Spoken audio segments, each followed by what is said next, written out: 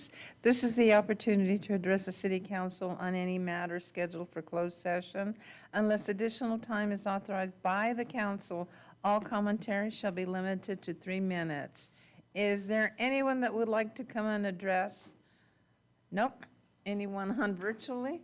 No, Your Honor. All right, now we'll move on to the city council closed session items. Thank you, Your Honor. There are 5 items before you this evening. The first is pursuant to Government Code Section 54956.8, conference with real property negotiators, property 23611 Road 196 in Lindsay, California. Agency negotiator Jason Ridenauer, negotiating parties City of Porterville and County of Tulare.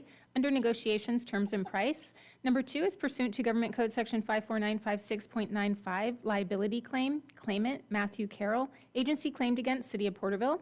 The third is pursuant to Government Code Section 54956.95, liability claim, claimant Gary Sell Jr., agency claimed against City of Porterville. Number 4 is pursuant to Government Code Section 54956.9D3, conference with legal counsel, anticipated litigation, significant exposure to litigation, 2 cases in which facts are not yet known to potential plaintiff. And the last is pursuant to Government Code Section 54956.9D4, conference with legal counsel, anticipated litigation, initiation of litigation, 3 cases. Thank you for that. It is 5:31, and we will go into closed session.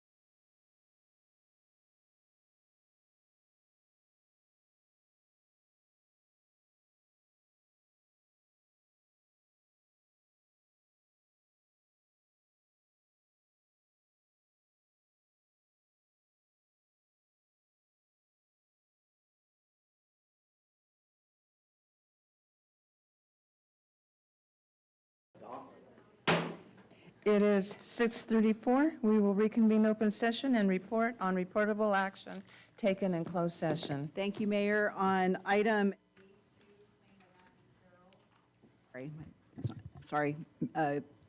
item A2, claim of Matthew Carroll, on a motion by Mayor Flores, seconded by Vice Mayor Carrillo, and a 5-0 vote, that claim was denied.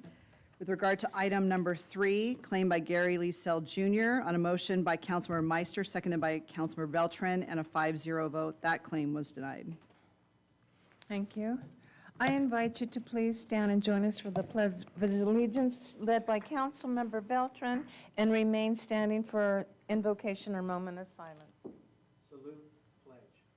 I pledge allegiance to the flag of the United States of America and to the republic for which it stands, one nation, under God, indivisible, with liberty and justice for all. Is there anyone that would like to come forward and lead us on an invocation?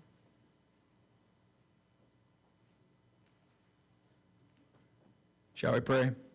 Heavenly Father, thank you so much for this day. Thank you so much for bringing us together to conduct the city's business. Lord, be with us this evening as we weigh the trade-offs and try to do what's best for everyone in the community.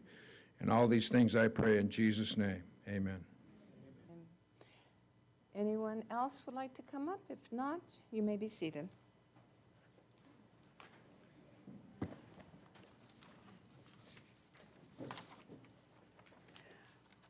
I am excited to call up Rachel Ginsburg as the July Employee of the Month. And why we're doing it this month is because she's going to be gone next month for off and on, huh? Yes. For the council meeting. Okay. We are excited to announce that Rachel Ginsburg has been selected as the Employee of the Month for July 2024. Rachel began her career with the City of Porterville on January 16, 2019, joining Community Development Department as a GIS supervisor.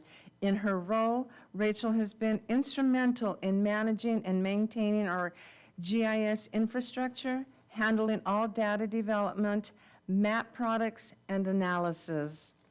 One of Rachel's most impactful contributions has been her support for the Porterville Police Department dispatchers. She undertook the critical task of updating the GIS data for the dispatch system a few years ago. This project was important to maintain the accuracy of our emergency response operations, ensuring that first responders can quickly and precisely locate addresses in urgent situations.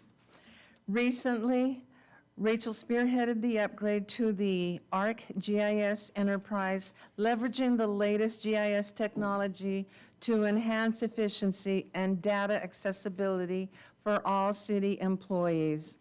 This complex process involved transferring and recreating maps and layers, which are vital for various departments and the public as they navigate property information and city projects. Rachel's dedication extends beyond her professional responsibilities. She is a proud mother of 2 young children, Jordan, 5 years old, and Jacob, 3 years old. She holds a GISP certificate and is an active member of the California Geographic Information Association. Within our city, Rachel also contributes to the Wellness Committee, promoting the health and well-being of her colleagues.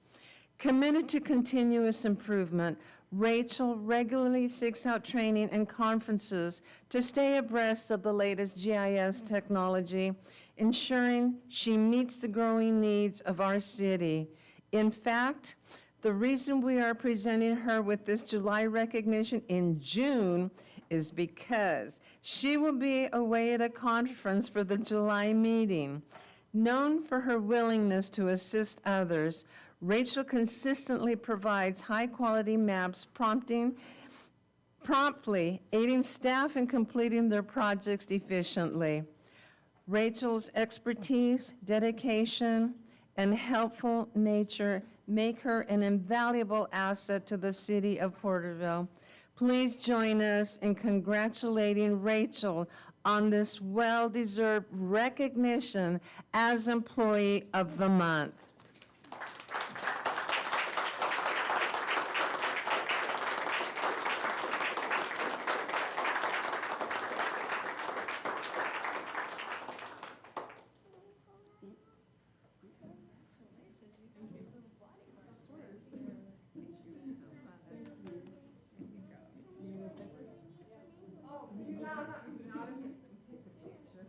Come on, stick a picture, all of us. Come on, right here. Guys ready? Okay. Smile and say cheese, okay? Cheese.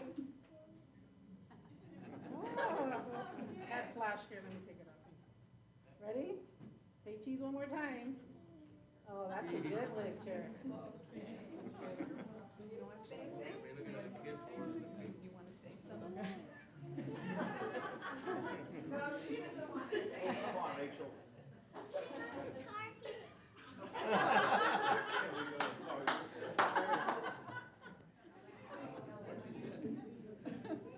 Your award, my reward.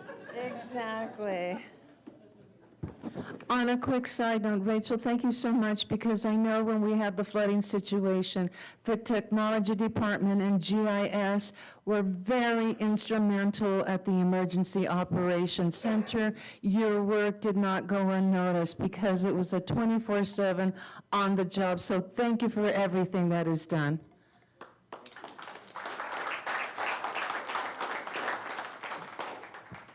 All right, we'll now go on into the presentation for the Police Department recognition. Yeah, thank you, Mayor and members of council. In April of 2024, the Porterville Police Department was contacted by our policy and procedures management company, Lexipol, the nation's leading provider of policy training and wellness support for first responders and public servants. For the 5th year in a row, the Porterville Police Department has been recognized for excellence in policy management and also in training. Porterville Police Department is committed to fair, equitable policing for every member of our community. In order to do this, we must make certain, in keeping up with changes in legislation, expectations and training requirements for all our officers and our civilian employees. This responsibility lands on the desk of the Porterville Police Department's Professional Standards and Training Unit, comprised of Sergeant Oscar Ibarra and Officer Jesus Gallardo. Management of this unit is Assistant Chief Dominic Barteau and Lieutenant Mark Azevedo. With the assistance of Lexipol, our Professional Standards and Training Unit provides our officers with a full library of customized state-specific law enforcement policies and updates in response to new state laws, federal laws, and court decisions. In addition, as a part of our ongoing training efforts, which includes de-escalation and crisis intervention, Lexipol continuously issues policy updates and daily training bulletins, or DTBs, which we all take every day, either in a briefing setting or in our offices. To ensure our personnel have the information they need to operate safely and legally, our Professional Standards and Training Unit reviews and issues these updates and training bulletins regularly. Lexipol Connect program tracks performance on 5 metrics, proven measures of success in policy management. The Porterville Police Department achieved a gold recognition, the highest achievable standard for consistent and effective policy dissemination to our personnel in a timely manner and in conjunction with updates and laws, our officers training on these policies. The Professional Standards and Training Unit dedication to the policy maintenance and training is impressive, and we wanted to make sure that we recognize them here publicly in front of council and the community to know how hard they've been working for the last 5 years since we've achieved this standard every year. So I'd like to present a plaque to Sergeant Oscar Ibarra for running this unit.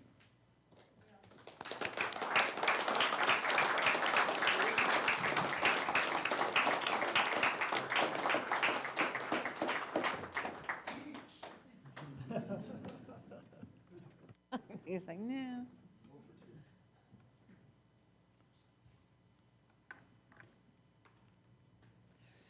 Okay, any more recognitions? Thank you so much. Well deserved. Now, we will go into oral communications.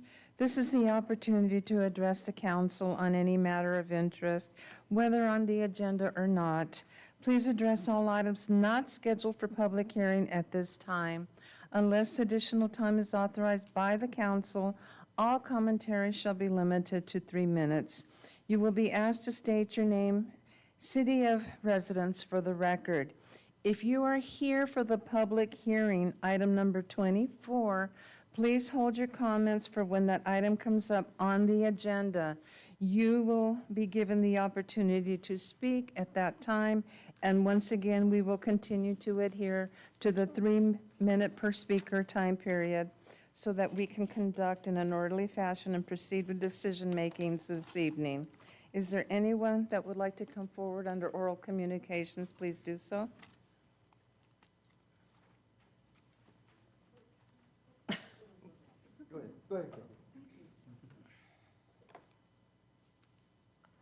Good evening. My name is Kathy Capone. I live in Porterville, California. I had written little bit of a speech, and I'm so tired I forgot it at home. But, so I'm here representing Tule River Parkway Association. We have worked together, the Tule River Parkway Association and the city have worked together on 5 major grant projects to date, and we have another one coming up, hopefully in construction this summer. We have a problem that has been consistent through all 5 projects, and I haven't found a solution. I'm coming to you as a board to help me find a solution to the problem, and that is we lack consistent, reliable communication and collaboration between Tule River Parkway Association and the city departments about the issue of water in the garden, in the projects. So what our latest issue was that we water once a week in the gardens during the dry months only. So, and that is on Saturday night. The water was run June 1st. And I know it was run June 1st. I saw that the gardens were wet on that Sunday. The next weekend, I was out of town for a very rare occasion that I'm out of town on a weekend. I wasn't here until the following week after that, which is this last weekend. I was notified by a garden adopter that the water was not turned on during that prior weekend, the 6th, 7th, or 7th, 8th, whatever it was. So the gardens had not had water since June 1st until today, during very hot time of the year. We had a real heat issue during the very first days of June. We have many plants that have died. We have many plants that are in a severe stress. I have a way of, I contacted Arthur Demerith, who is the director of parks, and he was very good to talk with. He was very responsive. I talked with him on Friday. He said that another city department, I don't want to take too long because I want to say that I want to work together with the city. Anyhow, he said that another city department had turned off the water to the 2/3 of the gardens to solve a problem at the street level, which I believe that I'm the one who notified them that Arthur Demerith, that there was a problem with this street level service. And so it's after June 1st, and before the next Sunday, the water was turned off. So the next Sunday, the next Saturday, the gardens did not water. I'll give you 30 Okay, seconds. I will quickly wrap up. So the city has turned the water back on as of late this afternoon. I don't know when they turned it back on because 3 of us, 2 70-year-old women and 1 60-year-old woman was out today in the middle of the day to hand water the gardens. And we worked really hard, not knowing the water had already been turned on. So we need good 2-way communication because we want to work together. We're just killing ourselves and the plants and the money we're spending. So please help me. Thank you very you. much, and I know that city staff has your information. Yeah. Thank you. Thank you. Is there anyone else that would like to come forward? Please do so. Rock Neely, Porterville, Fernando. What you're receiving is an article written by a Florida transplant resident from another southern state, and it's a good example as to why there's a need for June being Pride Month. If you can read this without shedding a tear, you have no humanity. The other thing is people ask, well, where is the straight Pride Month? Asking that question is like going into a parking lot and asking where the non-handicapped parking spots are. Thank you. Thank you. Is there anyone else that would like to come forward? Please do so.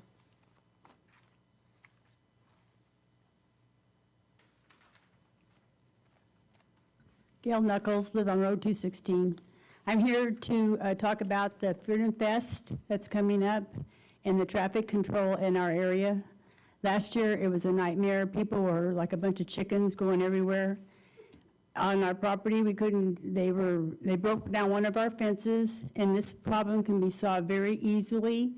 I've sent pictures to Greg. There's 2 dirt roads off the west road. There's a police car would be there. Dirt would be before it starts and after it is over. So people cannot drive down those dirt roads because they just go crazy. And then at the other end, the county will have to take care of it because we're on county property. But if this could be solved very easily just with those 2 cars sitting there, because we have a piece of property there, it's got 40 acres of oat seed, which we're trying to get harvested before the event, but I don't think that's going to happen, because what people do, they drive down those dirt roads. There is a road between the city property and our property, and they park there. So all it needs is if somebody puts a sparkler out or whatever, that field's going to get burned. So it'd be, let me put it, it would be nice if the city would cooperate, because we want everything to go good, because I think the festival is great for the city. So we just need a little help with the traffic control out there. Thank you. Thank you very much for that.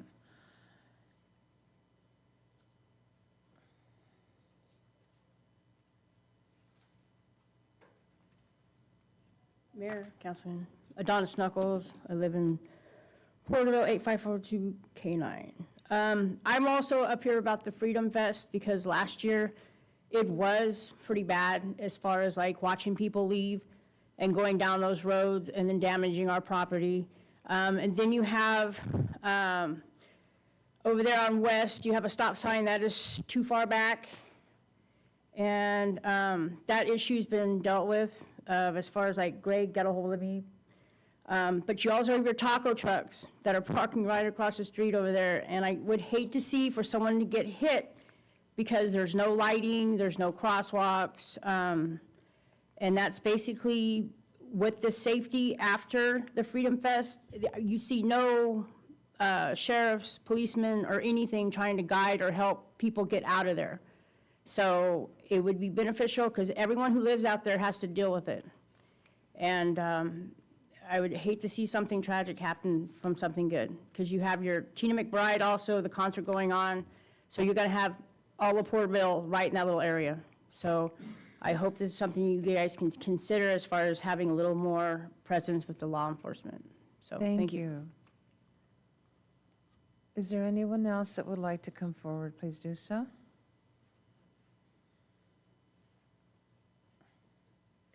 Hi, Ed McCurvey, District 4.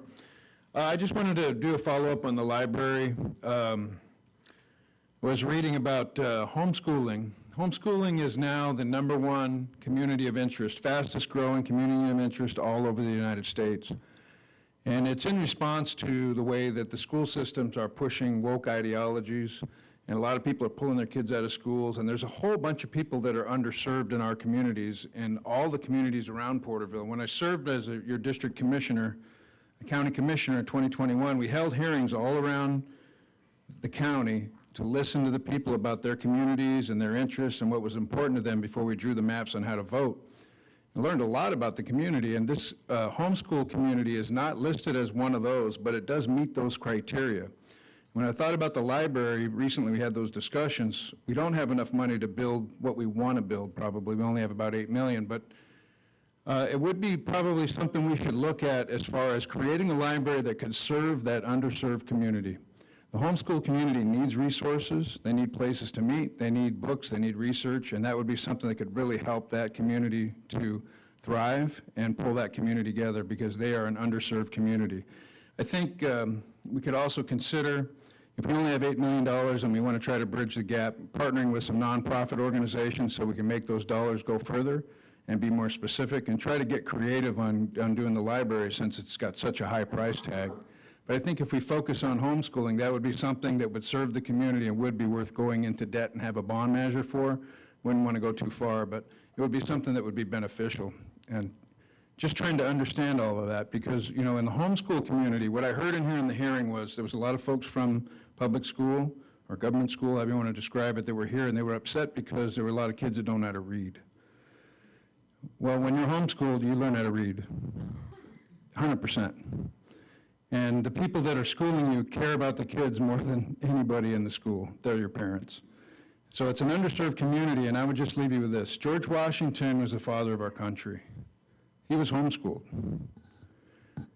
James Madison was a writer of the Constitution, the Federalist Papers, homeschooled. Abraham Lincoln, who preserved the Union of the United States after Civil War, was homeschooled.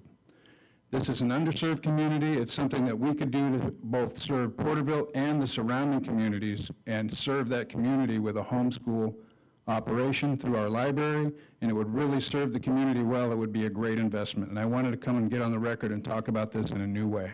Thank you. Thank you. Is there anyone else that would like to come forward? Please do so now. Do we have anyone on virtually? No, Your Honor. Thank you. Then we'll now move on to the reports. This is the time for all committee, commission, board reports, subcommittee reports, and staff informational items. Parks and Leisure is on summer hiatus. Library and Literacy on summer hiatus. Arts Commission? Nope. Animal Control Commission? Nope. Youth Commission is on summer hiatus. Transaction and Use Tax Oversight, talk. No, okay. We'll now go into the staff informational reports. Thank you, Your Honor. We do have the Water Conservation Phase 4 status update, and we're happy to present a staff report or answer any questions that the council might have. Council have any comments or questions or to the report? You're okay with it? All right, then we'll move on right along to the consent calendar. All consent calendar items are considered routine and will be enacted in one motion. There will be no separate discussion of these matters unless a request is made, in which event the item will be removed from the consent calendar. All items removed from the consent calendar for further discussion will be heard at the end of scheduled matters. Council members, we have items 1 through 23. If there are no noted conflicts or items of question, how does council wish to proceed? If there are none, I'll make a motion to approve 1 through 23. We have a motion. I will go ahead and second. No further discussion. Call for the vote. Passes unanimous, 5-0, and then we will now go into the public hearing. Thank you. Thank you, Your Honor. This evening, we do have the adoption of fiscal year 2024-25 budget. And to say that the last decade has been challenging would certainly be an understatement. From the slow rebound of the Great Recession and ongoing state budget volatility to the catastrophic library fire, COVID-19, and the 2023 flood event, the city has indeed risen to the challenge and survived these extraordinary times through its diligent fiscal stewardship and strategic operational planning. Despite the current uncertain economic conditions, inflation, and the flattening of revenues, along with rising construction and material costs, in this 24-25 fiscal year budget, you will see that staff remains committed to carrying out the council's directives to improve services and quality of life for Porterville residents. Staff has worked diligently to continue the city's aggressive capital improvement projects through strategic funding opportunities and purposeful timing of the implementation of projects. With regard to the library, as the council is aware, it previously took action to restrict use of library fire insurance proceeds for the express purpose of reimbursement of expenditures related to the loss of the library and the establishment of the new library with a current estimated restricted fund reserve of approximately $8.6 million, which includes all the associated claims related to the library fire. The city is currently in year 3 of its 6-year lease agreement for the approximate 8,000 square foot temporary library facility. The 2024-25 fiscal year budget proposes the expenditure of approximately $2.46 million in insurance proceeds, including the temporary facility lease and books at $50,000. In August of 2021, the City Council accepted the community needs assessment findings, which identified a 40,000 square foot space, which was then given a projected cost of roughly $30 million.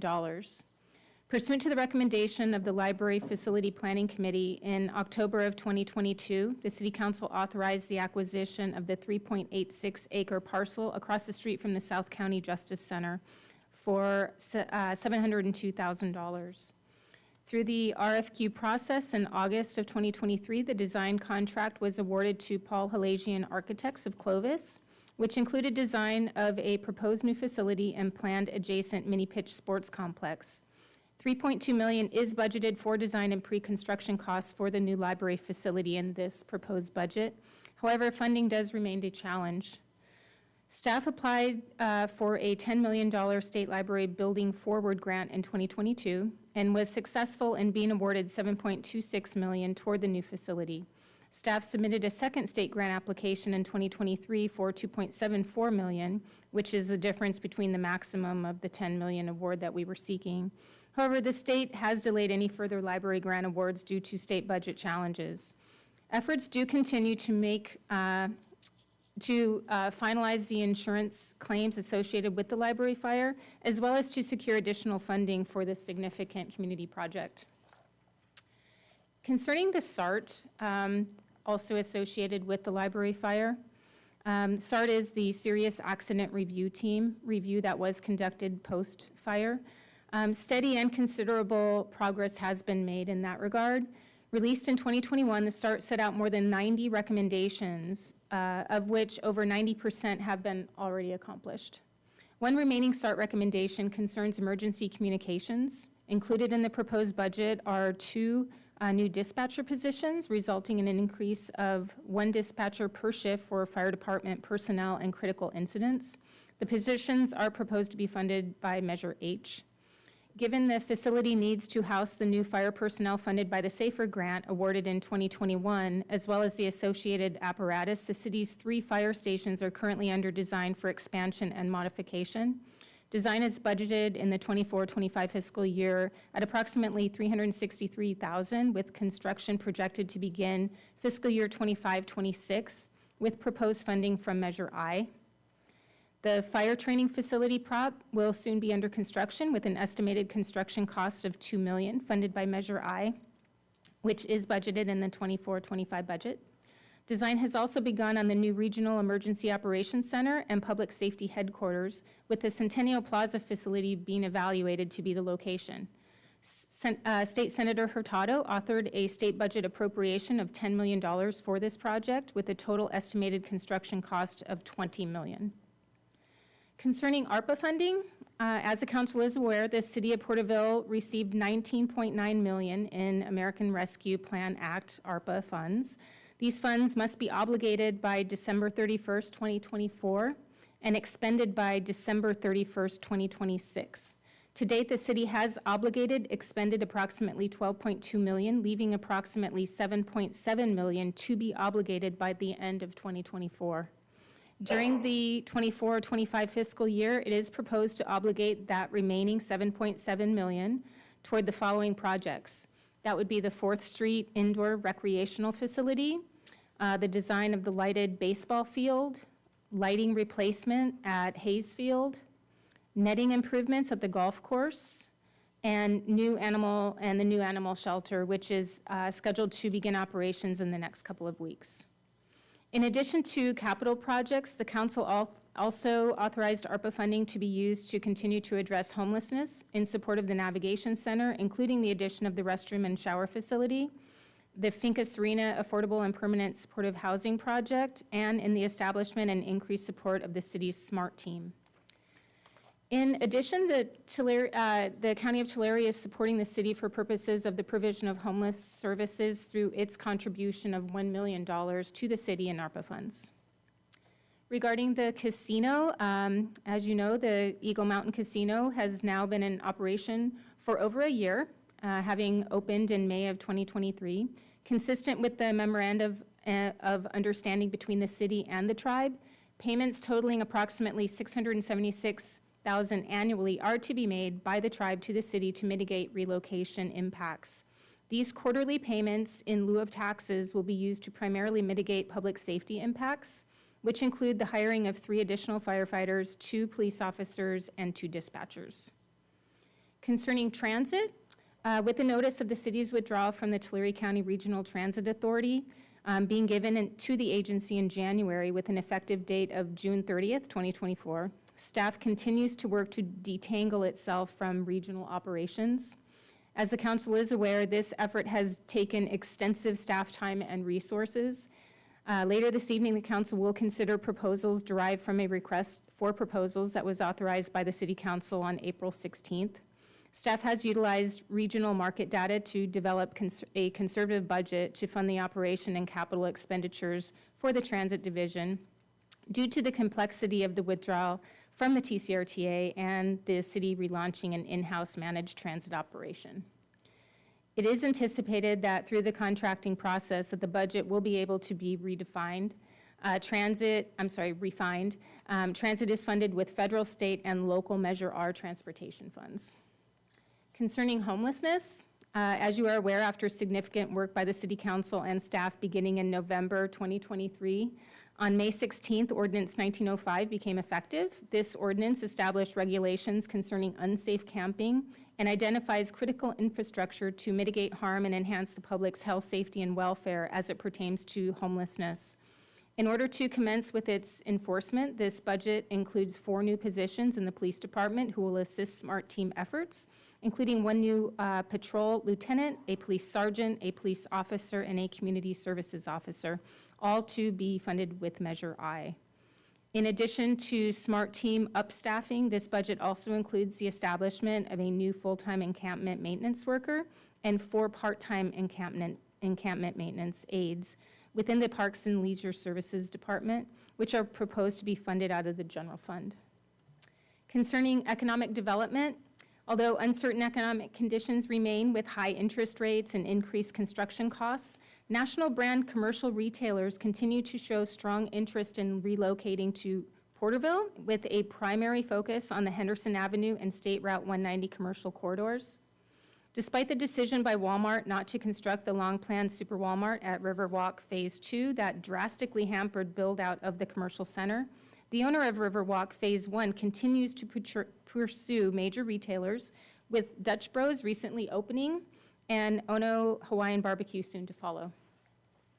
Concerning residential housing, in regards to new residential housing, San Joaquin Valley Homes Brookside subdivision, which is a 229-unit single-family subdivision, is currently under construction. SME Homes is received approval and is in final design of the villas at Sierra Meadows 4 and 5, which is a 99-unit single-family development. Mass Investment Group, LLC, recently received approval for the Crestview Park Residential Development Project, which is a 46-unit single-family development. Several other proposed single-family residential development projects are currently being considered. Regarding multifamily residential housing, the Westwood Paradise 58-unit multifamily housing development is currently under construction, and there are several other proposed projects currently being considered. As the council will recall, Finca Serena, the 80-unit affordable housing, was completed and opened in 2023 and is fully tenanted. Additionally, the Carolita 68-unit affordable housing development also opened in 2023. Sales tax revenues, the forecast for the next couple of years are expected to increase slightly, and the current fiscal year is forecasted to decrease slightly due to current uncertain economic conditions and apprehension during an election year. Staff conservatively estimates general fund revenues for the current 24-25 fiscal year at approximately $35.27 million, which represents a 4.5 increase over the prior fiscal year estimate. Expenditures for the 24-25 fiscal year are budgeted at $35.08 million, which represents an approximate 18.37 increase over the prior fiscal year, resulting in an estimated 1.27 budget surplus after considering transfers and debt service. Concerning our reserve funds, based on estimates for fiscal year 23-24 ending, both the city's budget stabilization reserve fund and the catastrophic emergency reserve fund are fully funded. Balances in the remaining reserve funds include $3.1 million in the infrastructure deferred maintenance improvement designated fund, $2.8 million in the capital construction improvement designated fund, $3.1 million in the facility deferred maintenance equipment replacement designated fund, and $95,000 in the special purposes reserve fund. Considering the employee retirement system, CalPERS, in addition to making its annual payment in advance to CalPERS, the city proposes in this budget to continue its practice of making an additional discretionary payment to address the city's unfunded actuarial liability, the UAL. The additional discretionary payment, also known as an ADP, of $1.8 million was made in the prior year, 23-24 fiscal year budget, and $300,000 is proposed for this fiscal year. Concerning Measure H, the Measure H expenditure plan has been fully implemented and is essentially in maintenance mode, with the exception that library and literacy expenditures have been limited in the current and past fiscal years due to the library fire and the smaller footprint of the temporary facility. An estimated fund reserve balance of $5.3 million exceeds the recommended 15% of annual budgeted operating expenditures, which is $813,000. As previously mentioned, it is proposed to fund 2 new dispatcher positions out of Measure H, and funding for emergency response vehicle preemption is also included in this year's budget. The Transactions and Use Tax Oversight Committee recently met and found that the Measure H budget to be appropriate as presented. Concerning Measure I, the expenditure plan continues to be implemented with proposed total appropriation of $24 million, including local street improvements of 11.6, the police department at 5.2, and the fire department at 2.8. To accommodate the additional personnel and supporting apparatus, the expansion and modernization of the city's 3 fire stations are currently under design, with an estimated construction cost of $11.5 million to be completed in future years. Also consistent with the SART recommendations for improved training, the development of a commercial fire training prop and other improvements at the fire training facility is recommended for appropriation at $2 million. As previously mentioned, it is proposed that 4 additional police department positions in the SMART team be funded at an estimated annual expense of $481,000 to effectively enforce Ordinance 1905 and enhance public safety and welfare.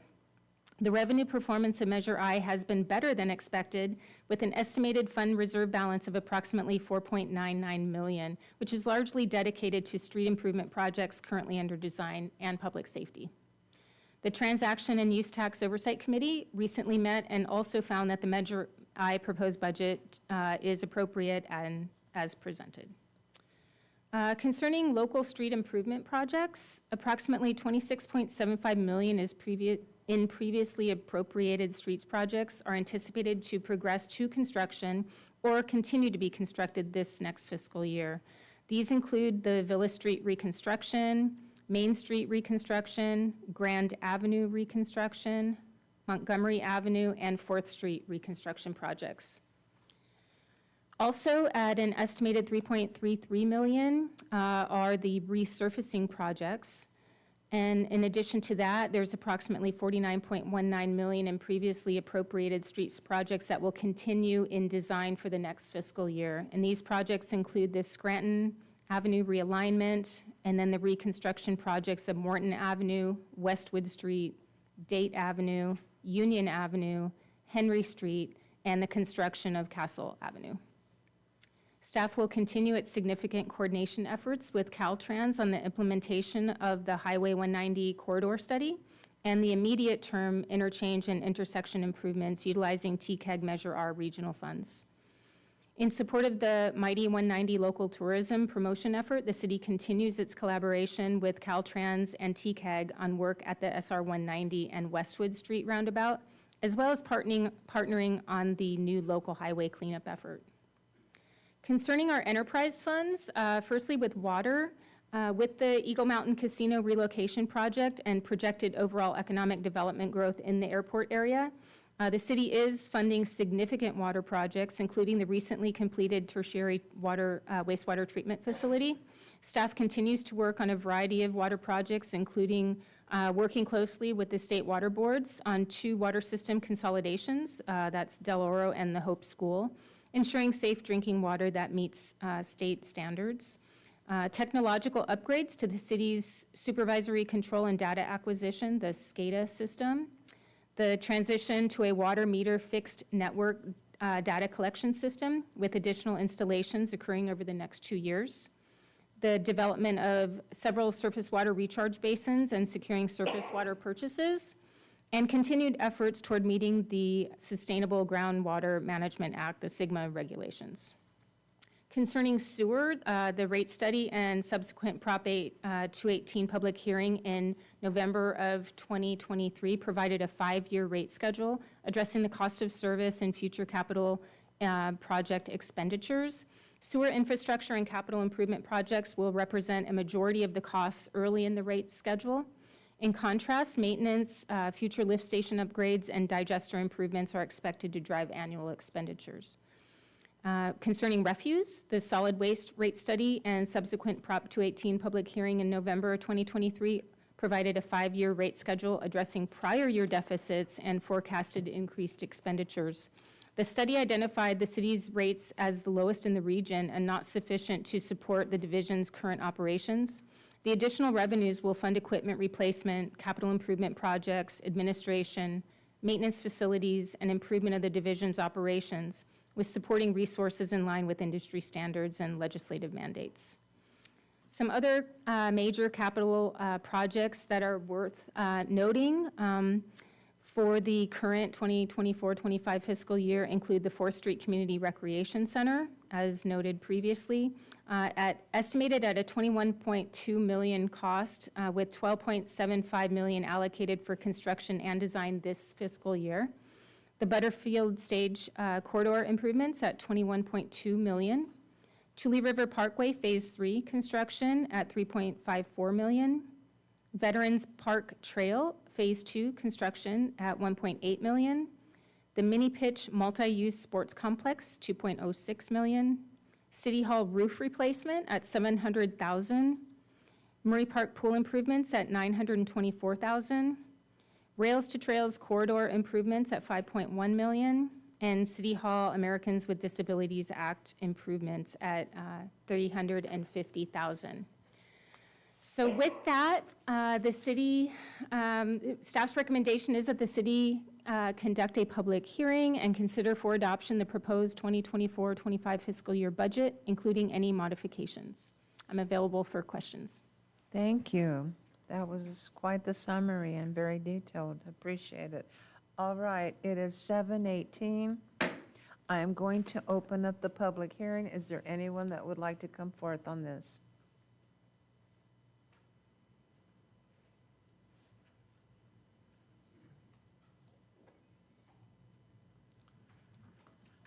Ed McCurry, District 4. Yeah, I tried to read through that. You're a good talker. My goodness. I just want to remind you guys that traffic rating on Lombardi is F, going on 11 years. I heard something about Castle Street. I hope in there we're going to fix the traffic out there and fix it the right way. definitely a big bottleneck, and I'm really glad to see that we're putting so much effort into resurfacing it. We got behind. I'm not sure how far behind. I don't have any way to measure that, but just driving around town, we're definitely behind. I'm hoping that the allocations that we have for resurfacing are going to move us in the right direction, and it's not going to take more than 10 years to do it. But I don't have any numbers to measure that with. I hope it doesn't take that long, but it's long overdue. In the redesign of the fire stations and the expansion of the fire stations, it would be, this is just me shooting from the hip here, it would be a great opportunity for us to redesign and incorporate a memorial for the men that gave their lives to the library fire in the expansion of those firehouses. I think that would be appropriate. I think we should take a hard look at that and the redesign, because we're getting money for that, and it'd be something that we could be put to good use and for the memory of those men. I did have one other comment. We're halfway through the library money, so we got to get something done in 3 years, and we're not, we've got something designed that is not doable. So again, my comments earlier were about getting creative and trying to come up with something of a compromise to get that done, so that when that money runs out, we can transfer to that in a good way. Those are my comments about the budget. It's a long, this is almost 1,000 pages. There's a lot there. There's a lot to go around. I just would encourage you guys, I watch in the state of California allocating 100 to 1 for the rail projects and transportation projects over people, over veterans, over homelessness and affordable housing and all the promises that they made, but they're giving most of their money, 100 to 1, towards transportation projects. Let's be careful with the trade-offs that we're making so that the money goes the farthest that we can. It's nice to know that we have a little bit of a cushion with the Measure H, but there's still a lot of work to be done. So I commend you on that report. I mean, it's amazing how much is in there. There's some tough decisions to make here, but make the decisions that favor the people. Let's look at infrastructure that's necessary for the long term and consider whether we should pull back some of those resources. Thank you. Is there anyone else that would like to come forth on this item? Do we have anyone on virtually? No, Your Honor. Okay, it is 7:24. I will close the public hearing, bring it to council, and how does council wish to proceed? Any comment, any questions of staff? No? Councilmember Wyrock? I won't go through what I went through last time, but I think it's a real testament to the stewardship of the committee and the city. I'm talking about the Transaction and Use Tax Oversight Committees with their work on Measure H and Measure I, funding the retirement plan so that the people that dedicate their lives to us know that they will have a funded retirement. That's huge. I made a few other notes throughout the budget, but other than that, we looked at it last week. Great report out. I noticed that nothing changed in the budget, but I still would like to see about if there's an opportunity to bring forward some engineering things that improve pedestrian safety, such as crosswalks and signals, like I mentioned last time. If we could fit that in, I think that would be supported by the council. Thank you again, city staff, for this great budget. Thank you. Councilmember Meister? Just clarification, because there was some numbers on the library and we went through half of the funds. I know we have a $7.2 million grant, and then we're looking at, we possibly could get $8 million in the insurance off of that. So we're looking around $15.2 million. Yes, Okay. 15 million for the library. Just so that it's on record and we're clarified on that. And then I do like the approach of the homeschooling idea. It's interesting. I just want to thank staff for pushing forward on this, and really, I said it last time, I'm going to say it again, it's action, action, action, right? We're fixing roads, we're going to work, we're putting millions of dollars towards that, and we are addressing the homeless crisis that is upon us. So I greatly appreciate your guys' service with us. Thank you. Thank you. Vice Mayor? Just a couple comments. I just want to thank you for the thorough report also. Sorry, this thing's way back. But I think all of this has been years in ongoing and then adjusting according to the needs.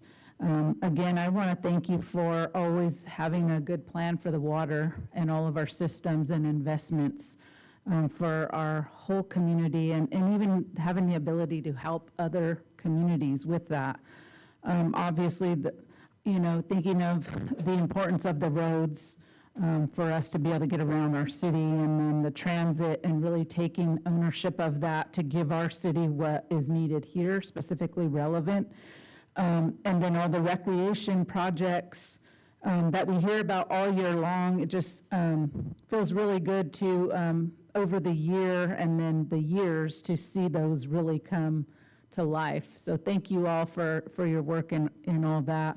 And then now just, kind of dealing with homelessness and how to best address that in a humane way, but also to keep our residents safe and feeling protected. And then building in for our public safety, everything that they need for all the work that they do. Thank you for being so transparent throughout the year with our budget. I feel good about it. I feel like we've pretty much packed in there everything we can. And then I think one of the things that I've really appreciated as we've talked about projects and budgets is that the resourcefulness of the city and the staff to, whether it be the measures or when we have to use general funds, and also the grants throughout. And so I know that will continue, so thank you. In all the years that I have been seated on council, that's been since 2016, the city of Porterville has been very fiscal stewards every year. And it's a lot of information, even with previous council, even with predecessors, how the city of Porterville continues to be financially responsible, and that our budget is always transparent, which is why we have the meetings. I want to thank each and every one of you because you have an input, and when we go over these items, it doesn't go unrecognized. With that being said, how does council wish to proceed? I'll make a motion, if there's no further comments, to adopt the budget for the fiscal year 24-25 budget. We have a motion I'll second that. and a second. Be no further discussion, call for the vote. Passes unanimous, 5-0. Thank you. I just want to make one comment before we go into scheduled matters. Whoever has the last time on the clock will have to stay when everybody else is gone. Scheduled matters, item number 25. Thank you very much, Your Honor. The first scheduled matter before you this evening is a consideration of calling November 5th, 2024 general election, requesting consolidation of the election and setting specified services. And Mrs. Andrade will be presenting this report. Thank you, Ms. Hildreth, Mayor, and members of council. As the City Council is aware, the city's next general election is set to take place on November 5th, 2024. 3 districts have representatives with terms expiring in 2024. Mayor Martha Flores in District 3, Councilmember Don Whiterock in District 4, and Vice Mayor Kelly Carrillo in District 5. It is now time for the council to make certain determinations for the election protocols, including A, whether the city wishes to consolidate its election with the county elections, and B, if candidate statements of 200 words or less will be permitted, and if so, who will be responsible for the cost, the city or the candidates? Consolidation. The city has consolidated its elections with the county for over 20 years. Prior to 2003, the city conducted standalone elections with assistance and guidance from the election consulting firm Martin Chapman, which ceased operations in 2018. In consolidating with the county, the registrar of voters would provide the following service. 1, they would distribute the file nomination papers and candidate statements for candidates for city offices. 2, they would make all required publications. 3, prepare, print, and mail to the qualified electors of the city sample ballots and voter pamphlets. 4, provide vote by mail ballots for said municipal election for use by the qualified electors who may be entitled to such vote by mail ballots in the manner provided by law. 5, order the consolidation of precincts, appoint precinct boards, designate polling places, and instruct election officers concerning their duties. 6, conduct and canvass the returns of the elections and certify the votes cast to the city. 7, receive and process vote-by-mail ballot voter applications. 8, prepare, print, and deliver to the polling places supplies including the official ballots and a receipt for said supplies. 9, recount votes if requested in accordance with state law. 10, conduct the above election duties in accordance with the Voting Rights Acts of 1975. 11, perform all other pertinent services required to be performed for said election except as otherwise agreed, other than the requirements of the Fair Political Practices Commission, said FPPC requirements to be performed by the city clerk. For candidate statements, with regard to candidate statements, the council must determine whether the candidate statements are to be allowed, and if so, who will be the responsible party for paying the pro rata costs of printing and distribution. Said cost is based on the number of registered voters within each district, and the final amount may vary depending on the number of candidates filing statements for each individual district area, as printing costs are shared. The approximate costs are as follows. District 3, $650. District 4, $750. District 5, $500. This estimate serves as a deposit, and once the actual cost is determined by the county, the deposit is reconciled. Historically, past councils have deferred on approaches on this item. In some past elections, the city bore the cost of the candidate statements, and in others, most recently the 2022 election, the candidates bore the costs. The council could also consider a hybrid in which the city and candidate each pay a portion. Staff has budgeted $60,000 in the general fund for this election. For council's information, the number of registered voters currently in Porterville is 25,319. Staff's recommendation is that the city council, 1, adopt the draft resolution calling the election for November 5th, 2024, requesting and consenting to the consolidation of the election and setting specifications of the election order. 2, adopt the draft resolution requesting that the Board of Supervisors permit the registrar of voters to render specified services to the city for the November 5th, 2024 election. 3, make a determination on whether candidate statements of 200 words or less will be allowed with no additional mailings, and if so, who shall be responsible for the estimated cost per candidate, the city or the candidate. 4, authorize that the county election department be designated as the central counting place for the November 5th, 2024 general municipal election. And 5, authorize payment to the Tulare County Registrar of Voters upon the completion of the requested services. This concludes the report, and staff is available for questions. I appreciate that information. It's good information, especially for those who are going to run for office. And I'm going to reserve comment and start with Councilmember Beltran. Is there any comment you'd like to make on this? My only comment was the consolidation, as we've done it in the past, and I think that makes the most sense to combine that. The only comment would be to the candidate statements, that those candidates pay for that on their own. That's something I did when I was. So other than that, I would support 1, 2, 4, and 5 with the stipulation on 3 that the candidates be responsible for their own. That's all. Councilmember Wyrock? It's a great report. Thank you so much. This afternoon, we had a little review, and would you share with me my thoughts about the candidate statements? What you heard about people and the median income, and if somebody sure. wants to? Sure, so you had inquired about if somebody that wishes to run for office that could not afford that fee. So there is provisions in the election code that allow a candidate to fill out a form if they're indigent. And so it's based on the census and the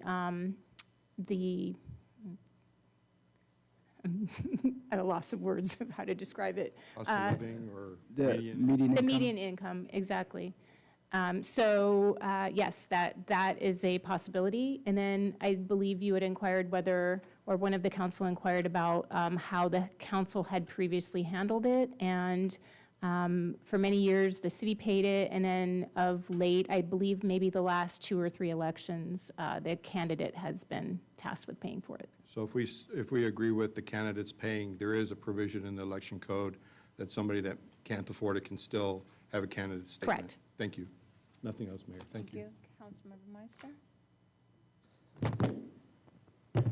Well, if we were going to go on our own, I'd say voter ID, one-day voting, no machines, and let's get after it right here in Porterville. But I don't think that's going to happen. So I think let's stick with what we're doing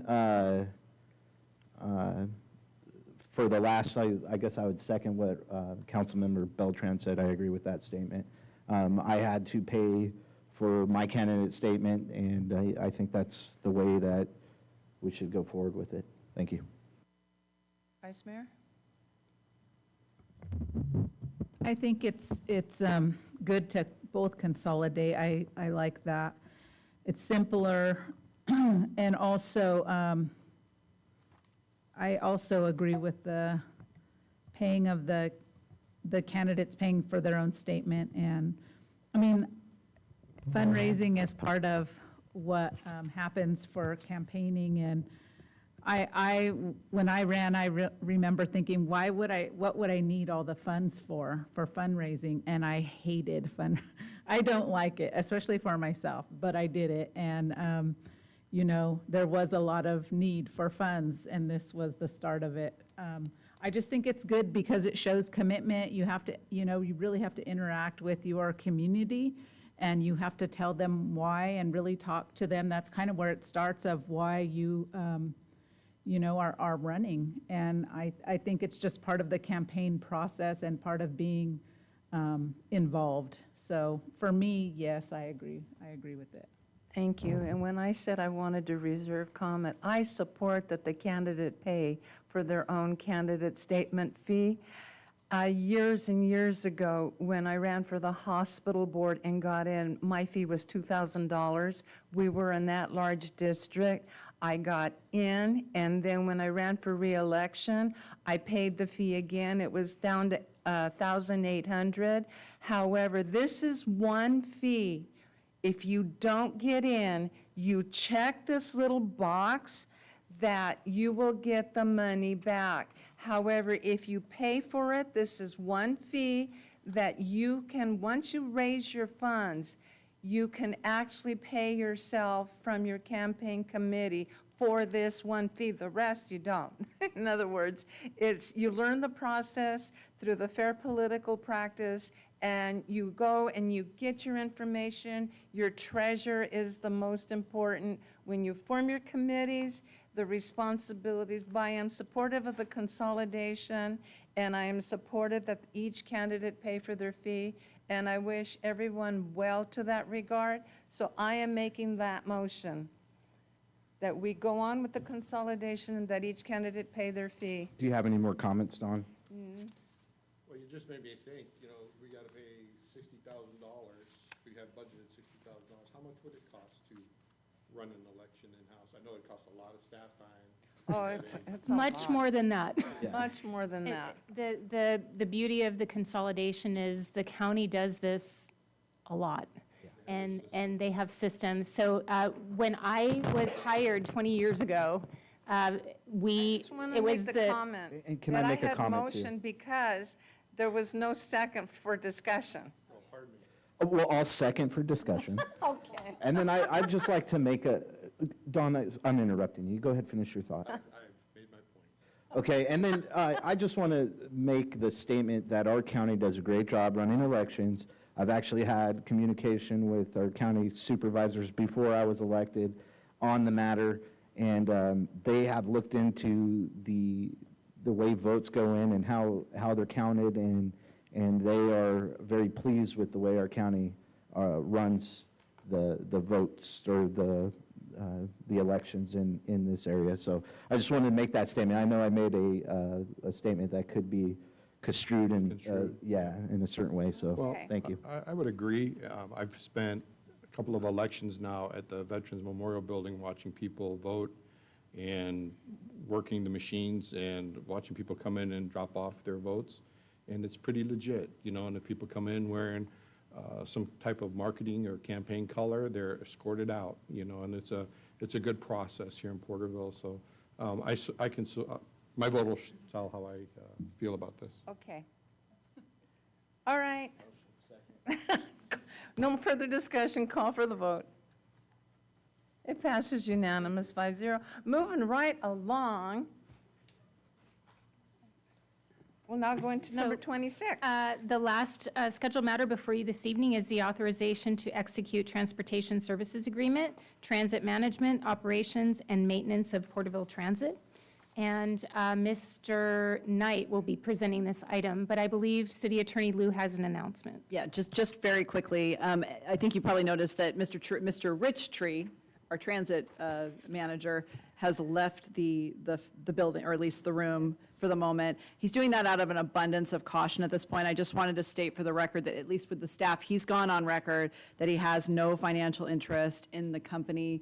The one response that we received and the authorization that the council gave for us to negotiate with.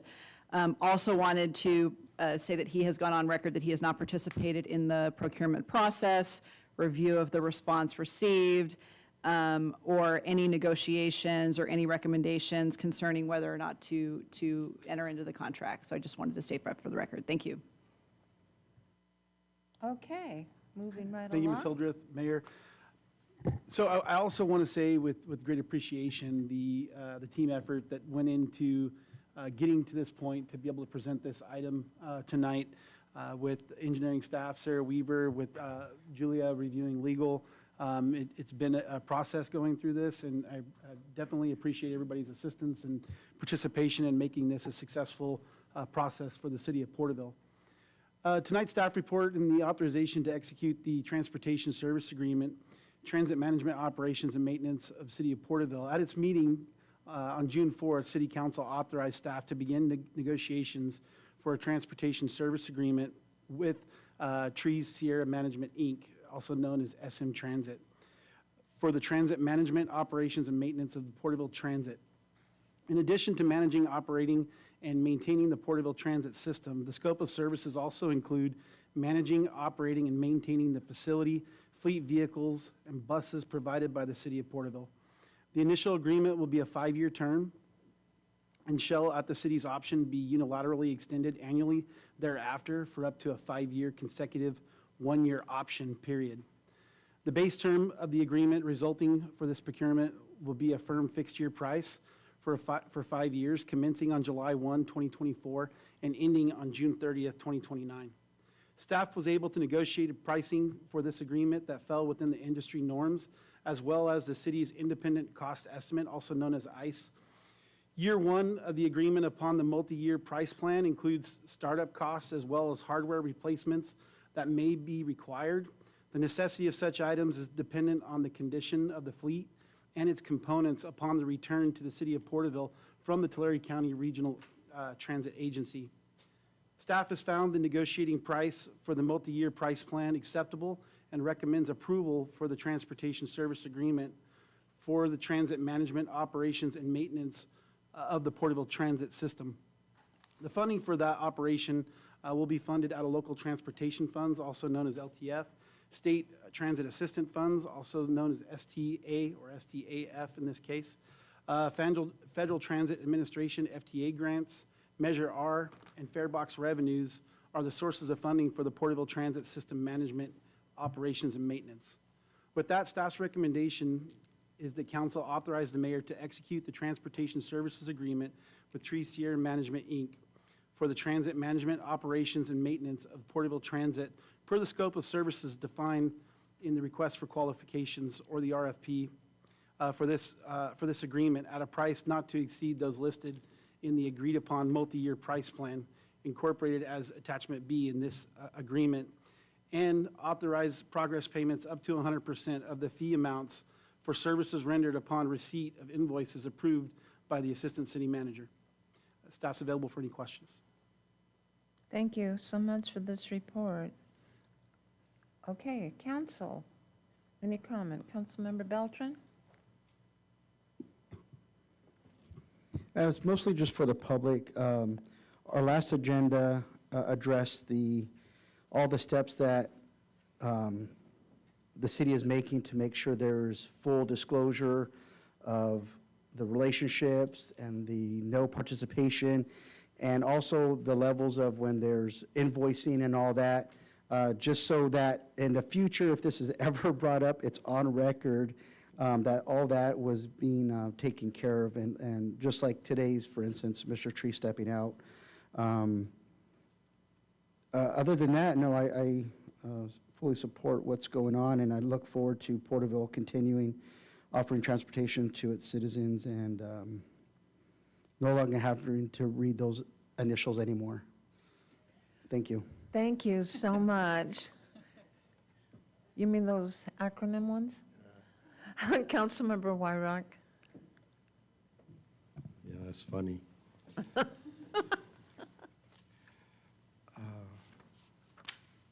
I'm glad we're at this point. I really am. I just would like to ask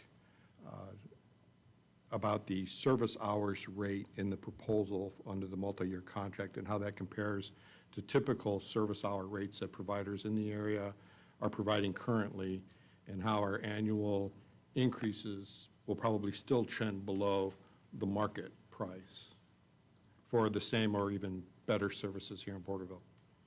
No, definitely. So the current market rate that we've seen under the TCRTA, TransDev's current revenue hour rate is in $61 range and some change.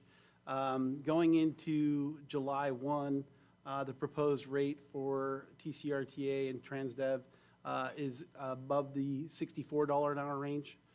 Through the negotiation process, we were able to secure a revenue hour of $53 a revenue hour. So we're seeing $11 decrease over the cost of service. However, some of the fixed costs are a little higher in the plan. As you can see, of course, bringing on safety staff, customer service staff, some of the options that were presented in the price plan, understanding that there is a little unknown as we separate or untangle from TCRTA. I would like to be able to report that those communications have been open and in a two-way format. It's still a little rough in those details, and working through the process to get these final costs and the remaining items to be returned to the city negotiated and processed has been challenging still at this point. However, I'm confident that we're able to work through those details and continue to operate and work within those price ranges presented. Of course, as a rate plan continues through a 5-year period, you have natural increases. Still within the 5-year term, we are well below the area operating areas or operating agencies in our area, approximately $20 at the end of the 5-year plan. Now, those numbers will be negotiated as we move in. Should council decide at the end of the 5-year fixed schedule, we'll go back to the negotiating table and look at those following years of extension, up to 5 one-year extensions annually. Thank you. And City Manager, there was an item on the consent calendar about free rides for 90 days, and that's, it really is free, but it increases ridership possibly, and thereby brings in revenue, correct? Well, the hopes is that we increase ridership, right? I mean, that's the idea, is to move the residents through Porterville in an efficient and a cost-effective manner, and that's our focus. That's the excitement of rolling out transit managed locally again, and having direct impacts in our community. The fare process is two-pronged approach. The reduced fares for up to 90 days currently as council's approval will provide us a seamless transition from TCRTA, give us some time to continue to negotiate those items to be returned back to the city of Porterville or not be returned. That's really to be the question. And then also evaluate the impact to the community if it increases ridership and brings positive feedback from the community. That's definitely number one priority. As we talked in the staff report, the efforts are to provide a no fee for fixed route and ADA transit. However, microtransit, point-to-point service will still have a fee associated, but it will definitely be a trial basis, and it may be something that we report back with a great result for council to consider. Thank you. And is there an opportunity for more funding because ridership's higher in our grant proposals and things that we submit? Well, through the FTA grant process, it's based on ridership in your urbanized area. That is definitely a consideration to be evaluated. If you're able to reduce fares and increase ridership, the potential in the process to receive more grant funding is definitely there. That usually takes a couple-year process to see the results on that. However, we're confident that ridership will continue to grow in the city of Porterville. Thank you. Thank you. Thank you, Madam Mayor. Sure. Councilmember Meister? Well, a lot of questions were answered. There's been a lot of work going into this. There was a lot of uncertainty. One was pulling out, the firing of Sierra management, hearing employees could be getting laid off. There was a lot of concerns.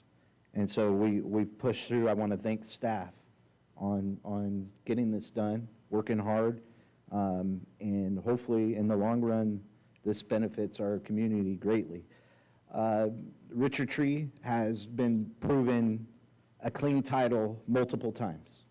So he's done it at the county level. He did it with TCTRA. Hopefully it was the last time I have to say that. And he's done so with the city again, right? I think did he do it with TCAG as well? Say it again. PUSD. Okay, so my point exactly, right? That's 4 times that we could count. Obviously, he's a good man.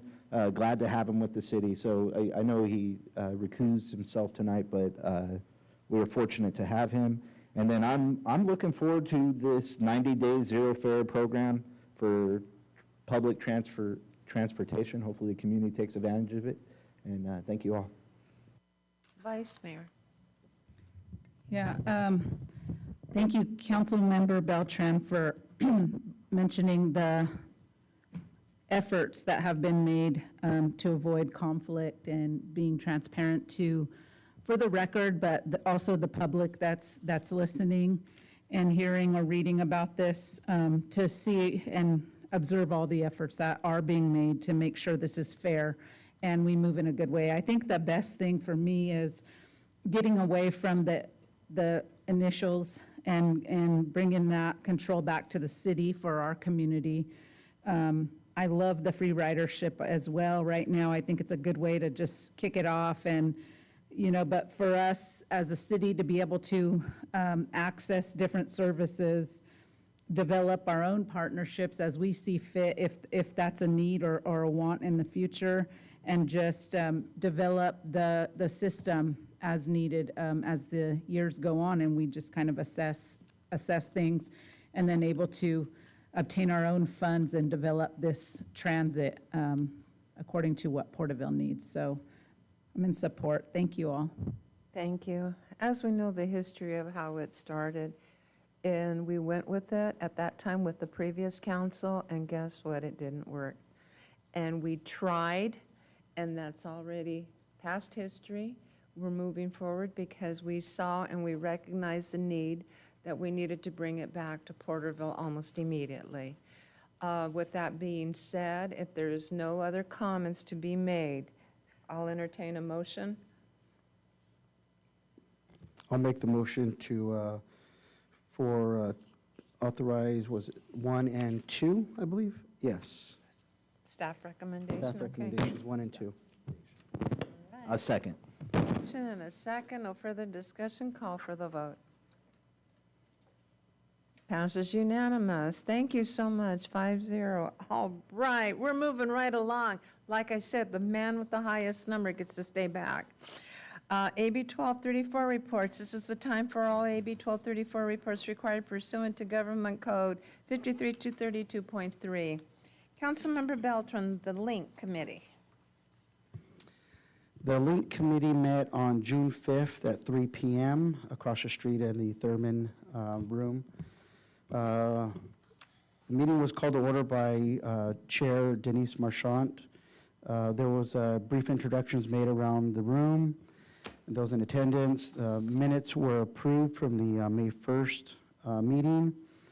There was a slight budget adjustment due to donations made by the Believers Church, with the budget of now $5,725.98. The Porterville Navigation Center update was that they are fully staffed, which is hard in their area in which they work in, to keep it fully staffed, so that's great to hear. It's 10 employees, by the way. They have both the bridge and emergency beds are full. They continue to serve breakfast and lunch daily. I believe the count was 1,050 meals served over the last month. That goes on to the Link Subcommittee. The subcommittee is one that helps just save time during the Link Committee's initial meetings. This one goes into June 27th, the Porterville College will be hosting a registration event at Finca Serena for those looking to enroll at the Porterville College. Staff will be in attendance to help those through the process. In addition to that, Porterville Adult School will be attending the Link event starting in July to also assist those looking to finish or further their education. Legal service providers have been contacted to help those in the shelter with any of the legal needs. Medical services have also been a challenge since initial contact. Sierra View has not reached out as far as where their status is for a clinic at the Navigation Center. There are 2 other mobile clinics who have participated in Link events in the past and have continued to share interest to return, but we have not been able to lock them in on dates when they can attend. A brief discussion was announced of the City Council's approval of funds for special events. It was noted that Link could not be part of this planning process. These will have to be volunteers outside of Link that will work with Kingsview personnel to further plan the navigation events. Let's see. There was also a brief discussion already for the Link's annual drive-through dinner fundraiser. A tentative date for September 19th was set and then that helps fund the coat drive, which will be it's tentatively set for October 30th. In other matters, it was discussed of the new city's newly adopted camping ordinances. The SMART team was there to discuss their process, and although they are law enforcement, their efforts are there to help assist the existing services when responding to a call. There were some disagreements on how to meet those challenges, but ultimately everyone at the table agreed that they are there to help and work together. The next meeting will be set for July 10th at 3 p.m. The meeting was adjourned at 4:36. Brief note to that, there was a Father's Day event we had across the street at the Spanish Seventh Adventist Church. I'd like to thank Grocery Outlet by donating all the food there. We had 11 men participate in this Father's Day event, which was the most successful event we've had so far. So I just want to thank all those volunteers and Darwin and Elizabeth Lara from Grocery Outlet for their assistance. That concludes my report. Thank you. I just have a quick question. Medical services, mobile medical services, are they Anthem or Kawea or? There is, one of them is Anthem, the other one I can't remember the Okay. name of. Yeah. All right, thank you. Yeah. All right, the Eastern Tule Groundwater Sustainability Agency, Councilmember Wyrock. Thank you. We met Thursday, June 6th at 2 PM. The agenda was prepared and is still available online. Minutes are being prepared. There was no public comment. There were, the consent calendar had 3 items on it. The approval of the May 2nd meeting of the board. Those minutes were approved. The second item on the consent calendar was a special meeting of the board minutes of May 23, and that was approved. And then a ratification of the bills paid, and we approved other bills to be paid on the consent calendar. Under administration, there was a couple of items that we went over, and I'll turn to my notes here. We considered the approval of appointment to the Tule Sub-Basin Technical Advisory Committee. We appointed Tom O'Sullivan to the Tule Sub-Basin Technical Advisory Committee. The Stakeholder Committee recommended him. The Executive Committee recommended that as well. And the Tule Sub-Basin Technical Advisory Committee was previously formed under a memorandum of agreement executed by all Tule Sub-Basin GSAs. We're excited to have Tom O'Sullivan be a part of that. The next item, item 4C, was review and consider approval of the 11th amended ETGSA rules and regulations. There was a motion and a second that we move forward with the 11th rules. I asked for the motion to be modified. The motion didn't carry stakeholder recommendations of metering all wells in Tier 1 areas where the probability of subsidence would be occurring. After discussion, the motion was amended, and there will be meters on Tier 1 wells in the sub-basin areas where they're anticipating subsidence.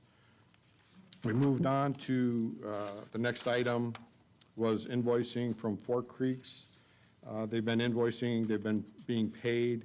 We talked a little bit about the budget, and even though we approved the budget, there was a noted invoice, 2 invoices that are a little late, so there's another $350,000 coming in for services rendered and not yet paid for.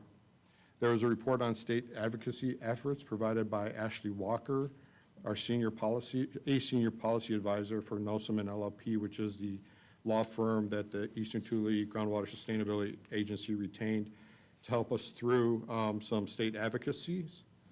She provided a number of details of their outreach, including a tour that I believe just happened on June 27th that our Assistant City Manager, Michael Knight, attended and provided some information on, last week, that wasn't the 27th, that was the 13th. Thank you. Then we talked about some next steps for the GSA. We're actually going to do it, participate at staff level meetings with the Department of Water Resources and State Water Resources Control Board, explore funding opportunities for sustainability projects, and continue to update our legislative delegation on the discussions with the Department of Water Resources and the State Water Control Board.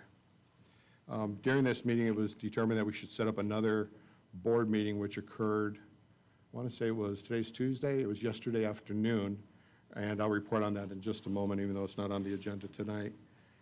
The next item was a report on ongoing Eastern Tule Groundwater Sustainability Agency outreach efforts provided by our general manager.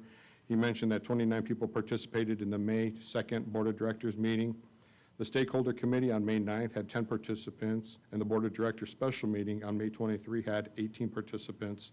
These are all open to the public, and the public is welcome to attend. There were no claims received for the well mitigation program, somebody that's struggling with their well. There's avenues that they can reach out to the Eastern Tule GSA, the ETGSA, for some mitigation relief. The Porterville Chamber of Commerce Government Affairs Committee received GSA updates on May 30th of 2024, and there were some inquiries into state office representatives on the May budget that's being revised in Sacramento, but I believe that's all done now. A couple other items. There was a report on the land subsidence management area, some landowner outreach. We're having some good luck talking to some landowners that want to be spoken to. There was some discussion about how important it is for the landowners to have communications with the ETGSA. If we go into probation and the state takes over, it's going to be more of a stick and not so much a carrot. We received a report from the stakeholder committees. The minutes of their April 11th meeting were reviewed. Tom Harder and Company's Land Subsidence 2022-23 annual report was reviewed, and a couple other items. It was interesting. The executive committee did not meet in the month of May, and the finance committee for the month of June did not meet. And we have new people participating in the finance committee. We did receive some information on the finances, which I mentioned earlier. There was a couple of invoices that hadn't arrived yet, but it was a thorough review, and there's some coordination going on with Tom Harder and company.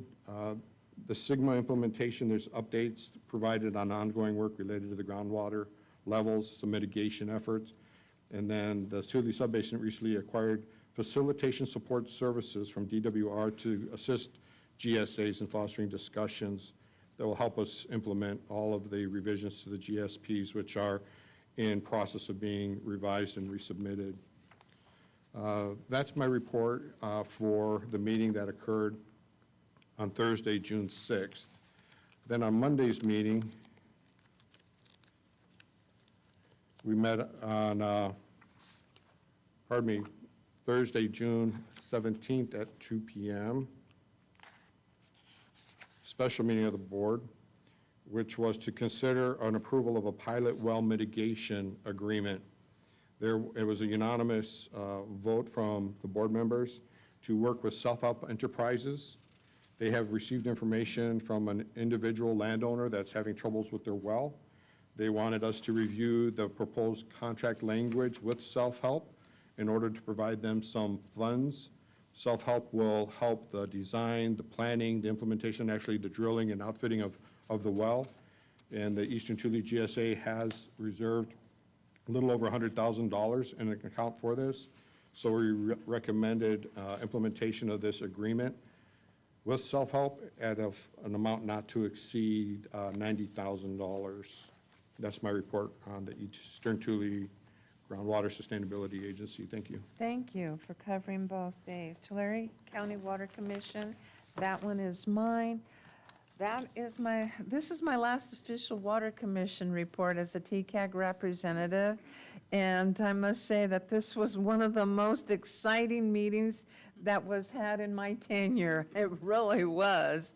There were no public comments. The recorded minutes of May 13 can be found. We met on June the 10th. The minutes can be found on the website. We were provided with the hard copy of the summary.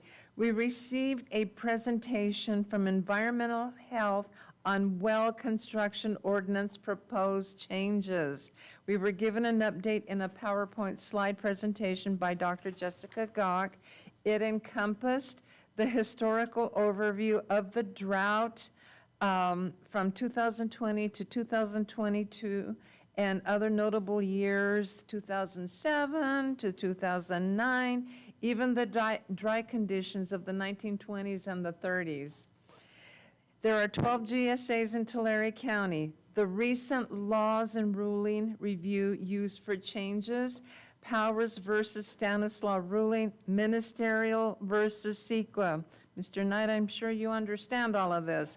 Well permitting when ministerial did not require CEQA, and then a county could not allow variance or modifications at their discretion without requiring CEQA. It went into conversation of well permitting under the Executive Order 2022-2023.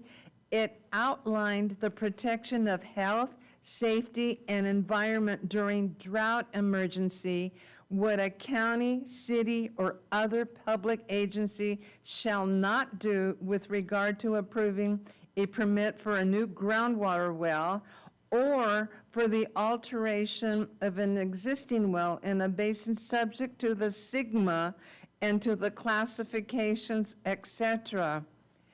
Then it goes on, the other issuance was that of a permit for a new groundwater well or for the alteration of an existing well without first determining that extraction of groundwater from the proposed is not likely to interfere with the production and functioning of existing nearby well and not likely to cause subsidence that would adversely impact damage to infrastructure. That's quite a mouthful. Then it went on to say in that paragraph that was described to us, that in that paragraph, it shall not apply to permits for wells that provide less than a 10 acre feet per year of groundwater for individual domestic users.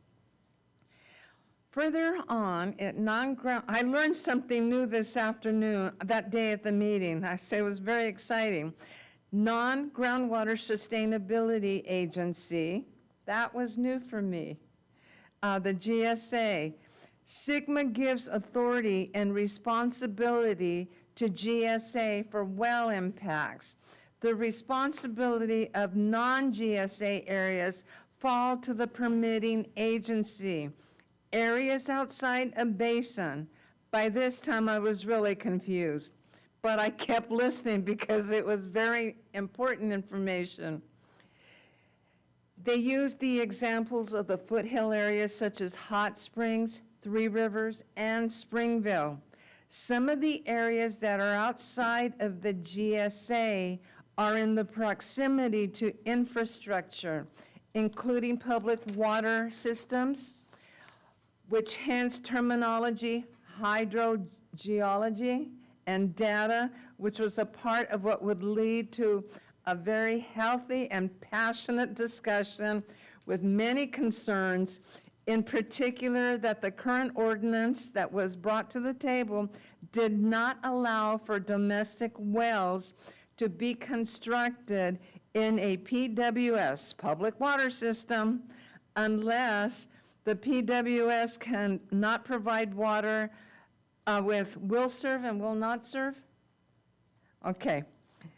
This draft of this ordinance and the healthy conversations that went back and forth, at the conclusion, it was to revisit the form, the ordinance, and they are going to form an ad hoc committee.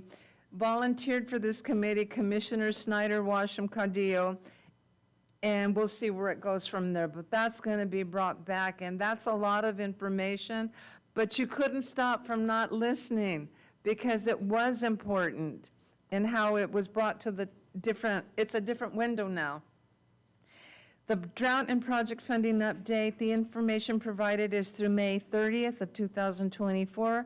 There are a total of 163 well permits broken into categories: domestic 50, community 4, agricultural 39, industrial 0, dairy 2, other 12, destruction 56, you minus the destruction, it nets a total of 107. There are 4 tanks installed and receiving hauled water in May. In the overall program, 177. Through end of May in the bottled water program, there are 1,735 households enrolled in the self-help enterprises. This is a cumulative running number. Yeah, it's still going on. Of that number, 294 are drought-related, 1,404 contamination-related. There are 0 on the wait list or pending, 0.75 drought-related enrollments per week. The tanks and the hauled water program, it was reported that there is a challenge because the state may, or they will do away with the program, and they were seeking support for the funding to be restored. Right now, it's okay, but that's tentatively was brought to the table as a concern. Legislation update, we were provided with a handout of new bills and 2-year status. However, there was only one member that attended that committee meeting, so it was informational, and it will be brought back once the committee meets on July the 1st. Commission terms and vacancies, there is currently 1 vacancy for District 5. Staff provided us with updates, but there are really no changes to Sigma implementation and the hearings. I did make the announcement at that meeting that the new TCAG representative is Supervisor Larry McCary. The alternate is Councilmember Vicki Riddle. They will be attending the next Water Commission meeting on July the 8th. So we will no longer have TCRTA reports and no longer Water Commission reports.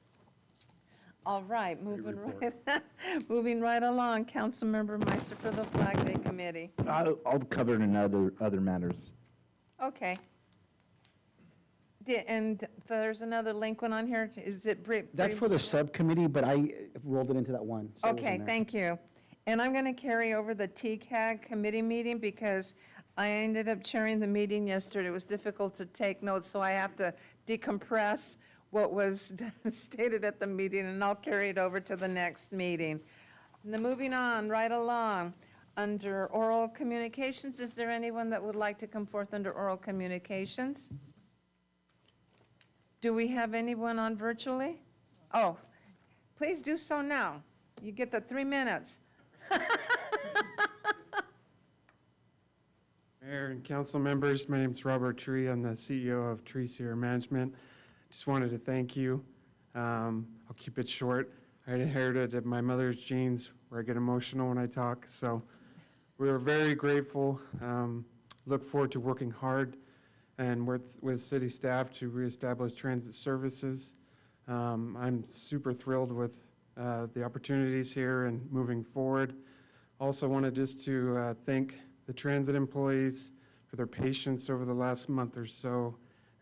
Last week, we got to welcome them back, and it was a wonderful event. But again, thank you very much. Oh, we appreciate you. Thank you. Okay, do we have anyone on virtually? No, Your Honor. Okay, other matters. Councilmember Beltran, you're on the clock.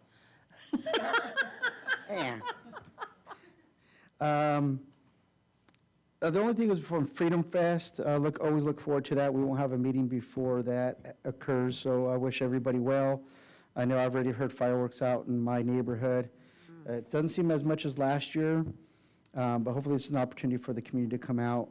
The Knuckles had described how people are cutting through the dirt roads. I witnessed that last year. You just have to be patient when you're trying to get out of there. I'm not sure what is city and what is county in that area, and I saw the traffic flow plan here in the agenda. I don't know if there are areas that are in city. I think where west hits Scranton, I don't know if that dirt road is in city limits or not. I don't think it is. But I don't know if there's a way to communicate with sheriff's departments, a way to put up barriers or something there, because it just creates another headache for people trying to get out. But I'll leave it up to you guys, because I know you guys are communicating and working on that. So thank you for that traffic plan, because I already shared on social media, so people just be aware and be patient to get out of there. One last item is, as we go through this agenda, 900 and something pages, but mostly on the financial, as we look through all the different facets, whether it's park, transportation, public safety, water, sewer, I realized in talking with staff and working through how to utilize funds for all the needs in our community, it's like fighting with one hand, hide behind your back because of all the legislation coming through the state. My comment to them was, I don't think anybody up that's in the legislature or senator has ever ran a city as a city council member or a city manager or anywhere in city government other than that top level, because just alone in trying to figure out, we're buying 4 police vehicles from Colorado because we can't get them in California. There's just way too many regulations in our state. And, Councilman Meister has brought up different proclamations and these different letters of either support or opposition to different things of the state. And talking to different people when I was running for council, it was, we do have city business to attend to, but at the same time, I hate thinking myself as a politician, but at the same time, I guess that's technically what we are. And writing these letters to our state representatives on the behalf of members of our community, I've made emails and phone calls on different bills on my own. It's just frustrating to go through this and all the city staff time. If anybody, I know some individuals here have gone through this stuff, and just trying to figure out how do you run a government in a local town with all these regulations. You know, the average price of the home in California now is almost $1 million. The state mandate is what, $20 an hour for fast food workers if you have 60 or more restaurants. And that ended up costing 100,000 people their jobs. And so anytime the government tries to put their finger on something, they don't realize the negative effect they have somewhere else. So I was kind of reluctant to say a lot of that stuff politically, but just behind the scenes working on that kind of stuff, because it's just ridiculous to try to have to fire trucks, garbage trucks, just road improvements. There's so much red tape. Every year the government, at this, I should say the state level, which is us, but just continue my efforts in communicating with those at those levels to let them know how much they're hurting the citizens that they're supposed to represent. I think they're in a bubble up there, and their intentions are good, but they're causing so much harm. It's really hard. And this is just one example of reading through all this and going, we're doing the best for our constituents, and I don't think they realize the damage they're actually doing up there that would, you know, like I said, price of housing in California has gotten out of control, and with all the regulations for housing, homelessness, we go on and on, crime, all the good intentions of their bills have just actually hurt. So with that, I'll pass it on. Thank you. I was going to give you the 30-second call. Kidding. Councilmember Wyra, I'm not kidding.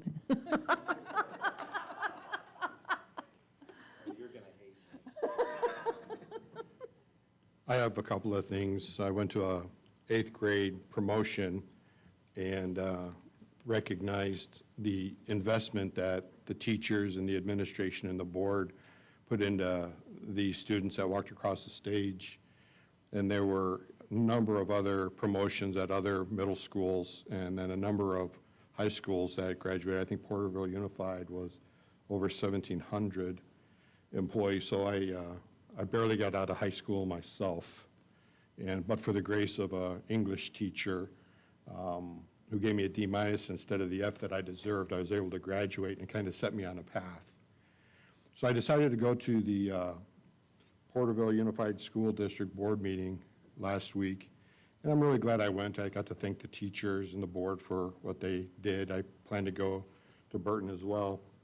And while I was there, Robert Dempsey received acknowledgement that he received a national award, a champion award. And I'd just like to read something here briefly. Retired Tulare County Assistant District Attorney Robert Dempsey has received national recognition for his work with the Granite Hills High School Law, Justice, and Ethics Pathway Advisory Board.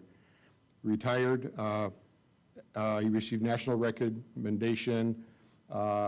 He's honored with the prestigious NAF Advisory Board Champion Award. And some years there's multiple awards given. This year there was only one, and it's a national award. It's given out by the National Academy Foundation, a national organization that brings education and businesses together to make students college and career ready. He'll be presented the award at the NAF Next Conference in Florida in July. And I just want to read a couple of quotes. It is with great pride that we celebrate Robert Dempsey as the NAF Advisory Champion of the Year. Porterville Unified School District Superintendent Nate Nelson said, Robert's commitment to PUSD students, particularly in the Academy of Law, Justice, and Ethics, has been exemplary. Over the past decade, he has tirelessly worked to bridge the gap between academic learning and real-world application. His efforts have enriched the lives of countless students, provided them with invaluable experiences and insights that prepare them for successful careers and responsible citizenship. He's been working at this for more than 10 years, and it goes on to recognize an individual who made and is making a difference in the lives of our young students. And I applaud the efforts of even my peers up here on the council that work pretty much for free to try to do the best that we can. So congratulations to Mr. Dempsey for his accomplishment there. I'd like to thank the fire and police for doing all that you do. I know it was a rough week. It doesn't go unnoticed. I'll leave it at that. The planning department, all the inspections you did on schools, multi-use facilities, to make sure that there's not going to be a fire there, that their systems are working is great. I'll be attending a couple of a coffee with the CEO tomorrow, PATA on Friday, League of Cities membership meeting in Bakersfield on the 27th. League of Cities, there's a Transportation Communications and Public Works Committee on 6/20 I'll be attending. TCRTA will meet next week for the last time. I'll plan to be in attendance. Cannabis Ad Hoc will be meeting next week. PATA's meeting next Friday. And I've got one thing here that I want to touch on briefly. I'd like to congratulate Rachel Ginsburg for that GIS work. I mean, we've heard her name and seen her work for a number of months around here. And Oscar Ibarra, the officer who does so well keeping our policies and procedures up to date. That's huge. It's huge. Looking forward to Freedom Fest and the traffic control plan. I did read that, but I didn't read, is it contracted it out to a third party? And are we doing it in collaboration with the county and the city? Is it like a third-party traffic control expert with all the training and the flashlights and they know where to stand? No?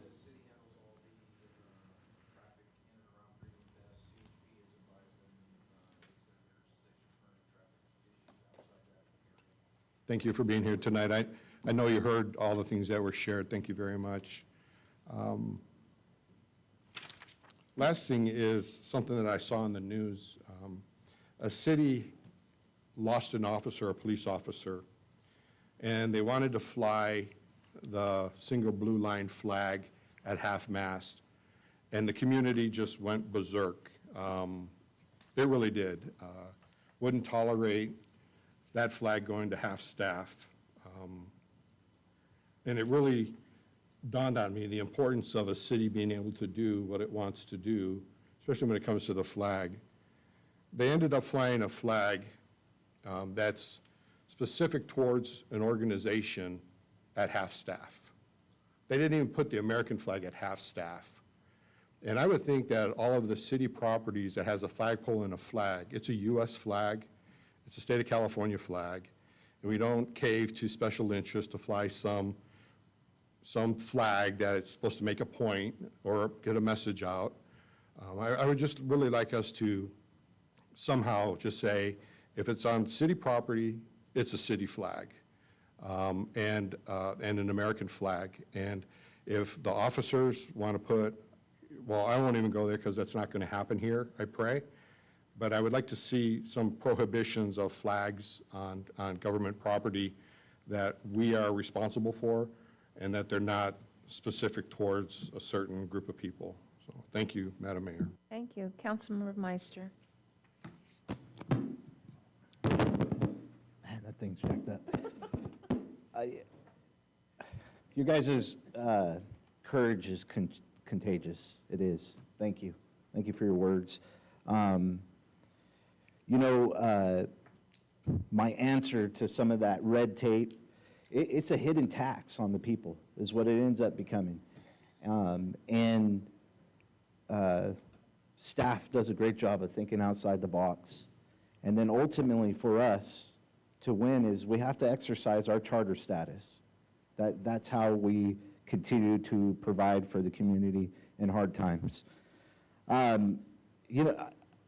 want to do, I can't touch this thing. So, Employee of the Month, Rachel Ginsburg, we highlighted, she was a fighter during the flood fight.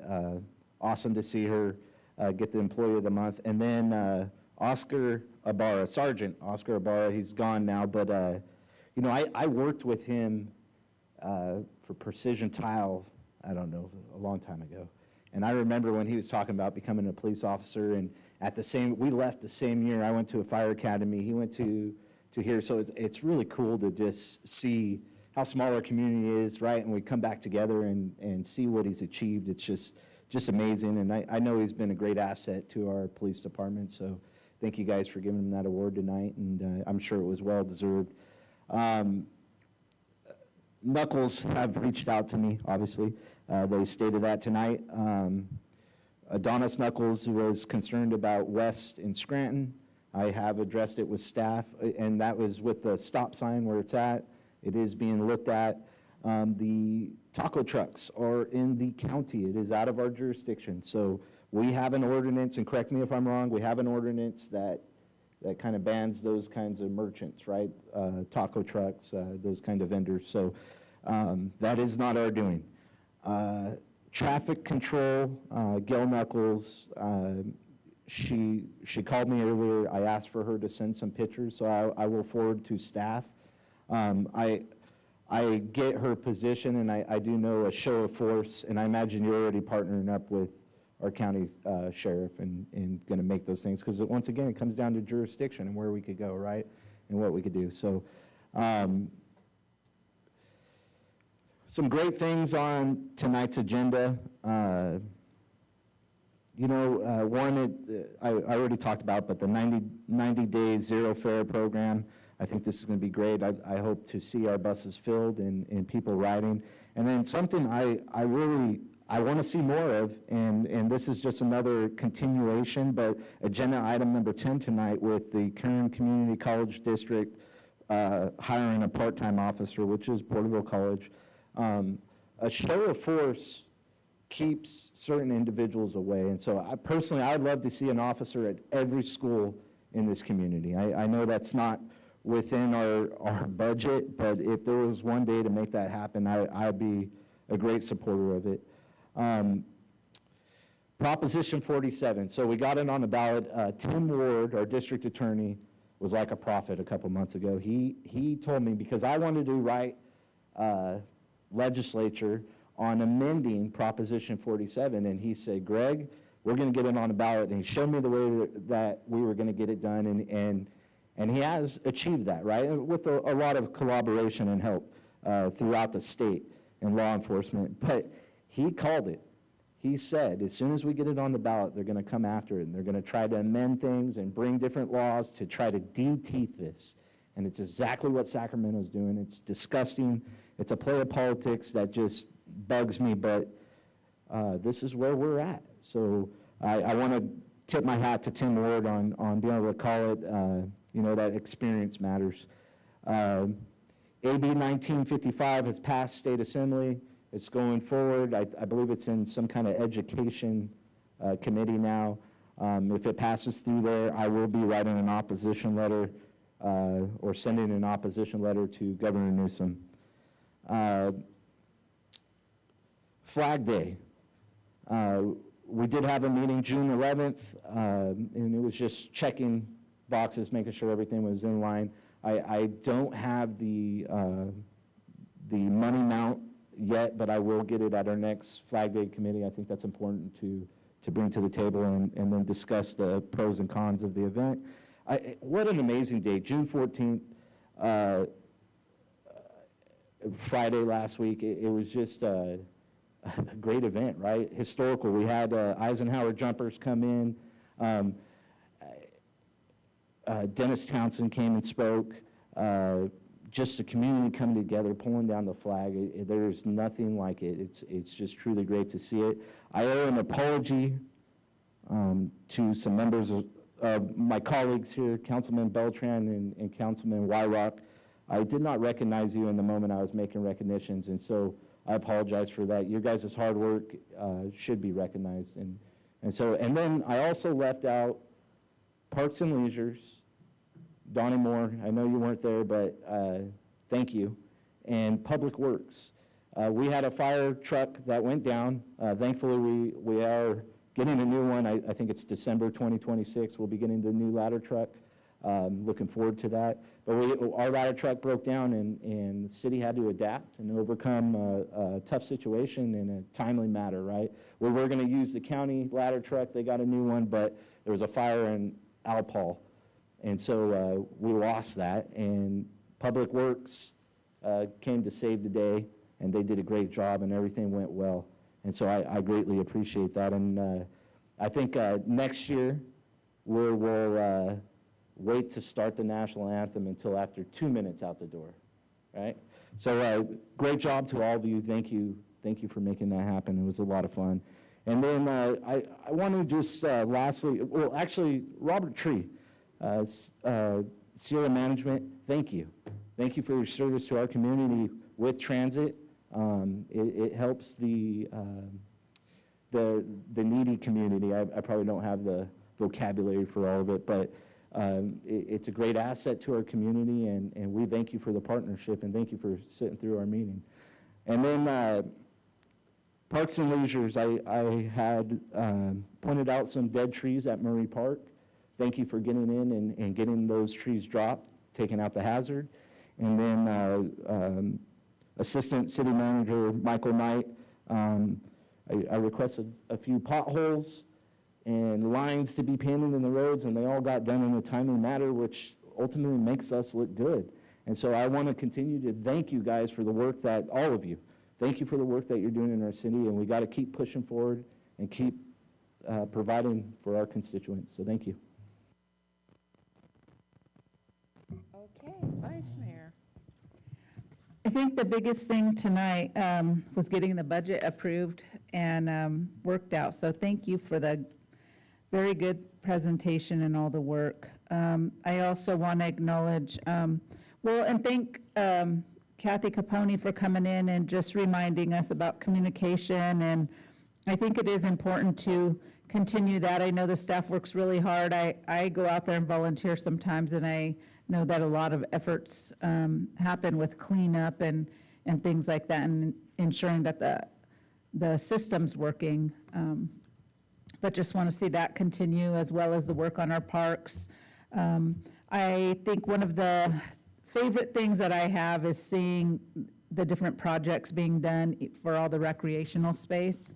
I know that the lighting updates, the golf netting is being completed. The pool has been full since it opened, so great job on all that stuff. I think in Councilmember Beltran, as you mentioned, some of the things that our departments deal with the regulations and things, I think you kind of touched on a good maybe thought or solution is in hearing, because it happens on all levels of government and agencies and bureaucracy, is the people that actually do the work are the ones with the best feedback, because they are the ones in there. And I was wondering if the state or governor, like when they're doing their work, if they ever do work, not just with the mayors, but the city managers of the state. I think that is a good idea, actually, and I don't know where that could be suggested, but I think in even some of the work that the tribes do in those forums, platforms, kind of hearing from the different officials and the city manager type level to hear that, large and small and medium cities feedback. So I thought that was a good idea. And then the last thing, well, not the last, but second to the last is, thank you. I don't know that, we all recall, and the city or the community probably definitely doesn't know, but hours and hours of time and efforts were spent on getting the city out of the TCRTA. And that was not just one staff, multiple staff, just the hours of work and correspondence and traveling to those in-person meetings and having those dialogues. Thank you so much for that, and our legal counsel that assisted. But in addition to that, the council members that serve on the board and alternate, and our mayor, who wasn't even on that committee, but was kind of forced to play a role in that. And thank you for all your time and strong words there on behalf of the city, because that was a lot, I think too much of our time, but it was important to go above and beyond, which you did. The very last thing that I'll just mention is the 4th of July. Thank you to the Knuckles for coming in and mentioning, just reminding us about the traffic. And with that, I know that the graduations at Granite Hills, it gets pretty crazy out there during graduation time, and I think that I've seen really good traffic control out there, and it's almost impossible because there's only so many entrances and exits. And I think I've seen it move pretty good in this last year especially. So maybe, and I know that every item that we see for a community event, we always have, there's traffic plans and all these things, so I'm sure we'll take care of that, but thankful for the reminders. And then just for everyone to stay safe during 4th of July, but not just on that day, before and after, because there, as we all have said and heard, there's already fireworks going off. And, you know, I worry about the veterans and the animals, but also fires in our homes. So I just would like everyone to stay safe, and that goes for all of our staff that work in the field during this time, during the summer, and public safety. Thank you for all that you guys do. Thank you. Mr. Reidenauer, it's already 8:39. We're past, okay.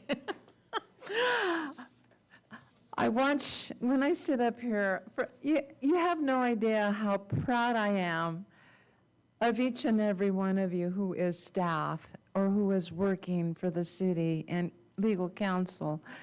And as I warned these council members, we needed to get out by 8:30, but it didn't happen, so bear with us.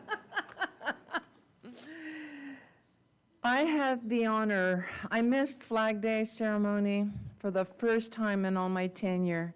On that same day, I had received an invitation from Sierra View Medical Center, and I was invited to the very first resident physician graduation ceremony. 13 resident physicians graduated that evening, and how wonderful it is to know that of the 13, 11 will be in the Central Valley, and they have all been placed. So it was just wonderful to see it happen, because that is the first for Sierra View. I've attended others for other medical organizations, but again, it was there to support. And then on Saturday, June the 15th, Porterville Exchange Club celebrated their 65 years for Porterville. And the announcement was made. Everybody received their awards. I am an Exchange Club member, but it was wonderful to be present. But the longest, Gilbert Inigas is in his 90, and he is the living member. He's in his 90s, and he is the one person who is a charter member that is still alive. So there was a special recognition that went out to him. There could be more that I could say, but I know we need to get out. Patrice? Thank you, Your Honor. I just wanted to note that Summer Night Lights will be this Friday at the pool. It's a free swim night. That is this Friday. June 29th is Freedom Fest. I know that was mentioned. Tickets are now currently on sale at the Parks and Leisure Services office. And because the first meeting in July, the second has been canceled, we will not be back until the 16th. And so there are a variety of events coming up in between. So I would encourage folks to go to the city's website and look at the event calendar. There's a lot of activities planned. Thank you for that. And knowing and watching staff kind of looking at each other and the time and kind of wondering what's happening. It is 8:42. Meeting is adjourned.